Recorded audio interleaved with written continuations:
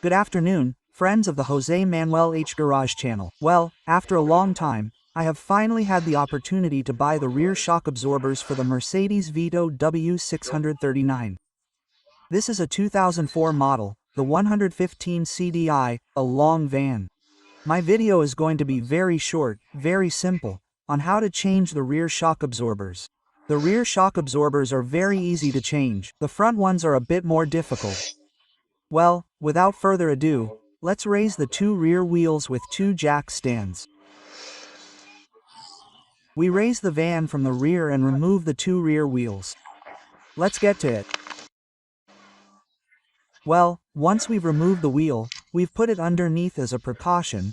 The only thing left to do is loosen this screw here and that screw there. But to loosen them, first we're going to use the hydraulic jack to raise this here a little bit, so that the spring gives a little so that the shock absorber isn't under all the tension, and that way it's easier to both remove the old one and put the new one in. So let's get to it. Okay, well, you see, we raise it a little bit like this and that's enough. Now we're going to remove the two screws, the one on top and the one on the bottom. Okay, well the socket is 21. If I remember correctly, let's see if the socket is 21 millimeters. 21, let's see. There, okay. And that's it, loosen it and remove it. It's not too much, so excuse me for using my left hand. Okay, let's continue removing this one and the one on the bottom, which is also 21. I've put a little W40 on it and that's it, let's remove it. The bottom one is also 21. I loosened it first with the big one and now I'm finishing removing it with the small one. Okay, well, let's continue with this. Well, now it's loosened on this side. It doesn't have any washers or anything. This is the bottom screw. And we're going to finish removing the top screw. It comes out as easily as possible. It's not difficult at all. Look, the top one does have a washer, okay? It has a small washer here. Well, I'll finish loosening it by hand. And the shock absorber comes out completely. Well, look, it's that easy. I think this is the easiest shock absorber I've ever seen to remove. Okay, it has the spring on this side and the top one on this side. And the screw, as you can see, is much longer than the bottom one. And look, it's pathetic. This is absolutely dead. Look, nothing. It didn't do anything at all. Totally dead. Only the springs worked. Impressive. Okay, let's unbox the Gasaba shock absorber that we're going to install. I really like the Kayaba brand in terms of value for money. So, here it is. Gas adjust. And what I've read is that it's a good idea to lower it by hand before putting it on, since it's quite strong. Well, I have to do it with both hands. I have to take it all the way down 3 times. Okay, I'm going to do it with both hands. You have to do it 3 times. Once, twice, and 3 times before putting it on. I didn't know it was a Japanese brand, as it says here. The difference is how hard it is to put it in, you see. And once I put it in, oh, I'm falling. I'm on an unstable balance here. And once I put it all the way in, let's see, it's all the way in. Look how long it takes to come out.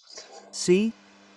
It keeps coming out, coming out, coming out. In other words, exactly the same as the other one. Impressive. Well, I've done it twice. I have a 3rd time to go. See?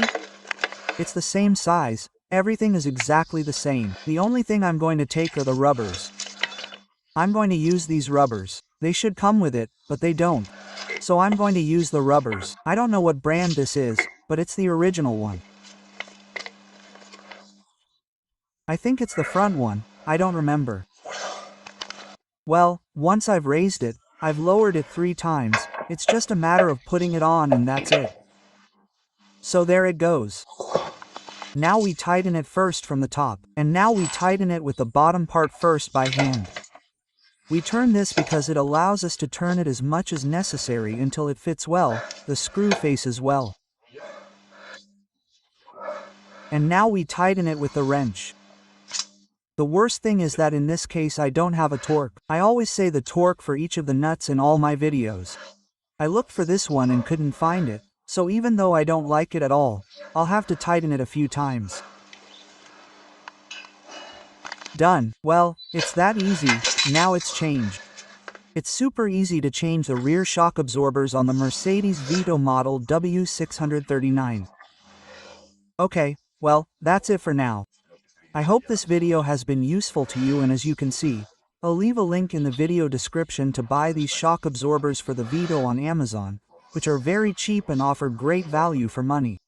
And as you can see, they can be changed in a quarter of an hour, and this van now has 280,000 kilometers, and I think I bought it with 220,000 or 230,000. In other words, I've done 50,000 kilometers and I don't think they've ever changed it, huh? In fact, you've already seen how badly it was in a bad state. I hadn't had the chance until now because I hardly use it. I've had it for almost 8 years now, and it's going to be great for sure. In fact, before ending the video, I took a spin in the van and I'll tell you how it felt with new rear shock absorbers. Later, when I have a little time, I'll lift the head and change the front shock absorbers. Once I've changed all 4, I'll parallel them and that's it. Look, let me tell you, the one that really burst was the right rear, because the left rear has just been removed. Man, it's not new, but here you have to use a lot of force to lower it. Okay, you have to use force.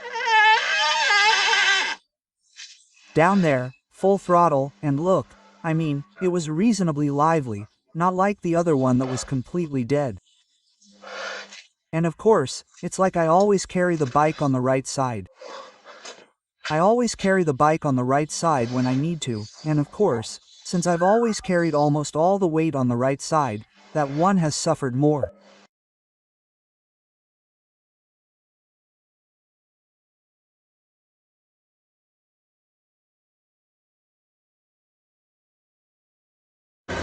Well, it's already getting dark, but I still wanted to show you how well the shock absorbers work here on speed bumps, which is where you can see what I noticed the most, since the whole thing was horrible. You see, the rear shock absorber works perfectly. Before, it bounced a lot every time I went over a speed bump, another speed bump, and nothing. The ones that make noise are the ones in front, but the ones in the back are perfect. They don't bounce at all anymore, and they used to bounce a lot. So fantastic. That's what I'll tell you. I'm delighted because I don't even know why I haven't done it before, but oh well. Look at the other speed bump and it doesn't bounce at all. And before, it bounced a lot when the rear wheel went over it.